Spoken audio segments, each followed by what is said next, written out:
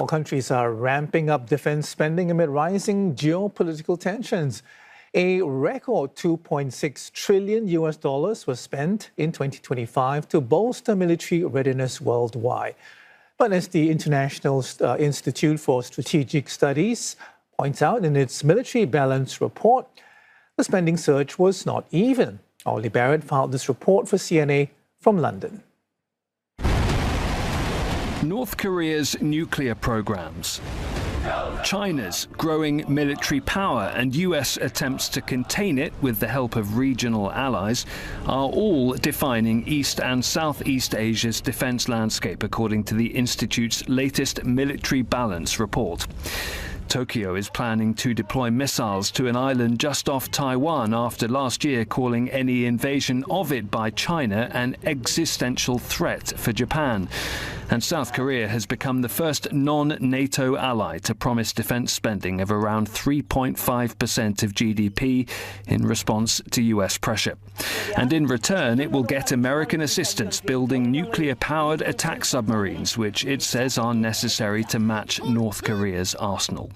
All of this, analysts say, as China appears to be working on a fourth aircraft carrier after launching its third last year, and is designing a new generation of nuclear-powered ballistic missile submarines. Aside from developing next-generation crewed and uninhabited combat aircraft, the PLA Air Force pressed ahead with the introduction of modern combat aircraft. The IISS assesses that over 300 J-20 aircraft have now been delivered, and the first batch of J-35A aircraft also entered into service in 2025. China now possesses the largest fleet of low observable combat aircraft in the Asia-Pacific region.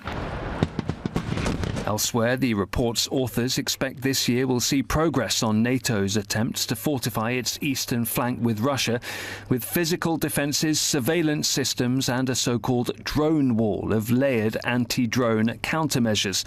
That could also include the laying of landmines as the Baltic states, Poland and Finland complete their withdrawal from the Ottawa Treaty that prohibits anti-personnel mines, citing the threat from Russia.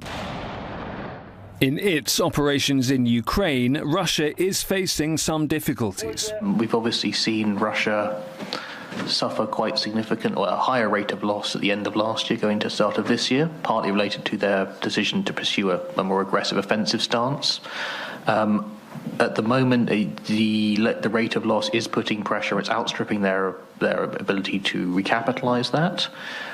So that would put pressure on their current operational posture if that were to continue. However, they do have obviously the option of scaling back on some of their offensive activity to counterbalance that.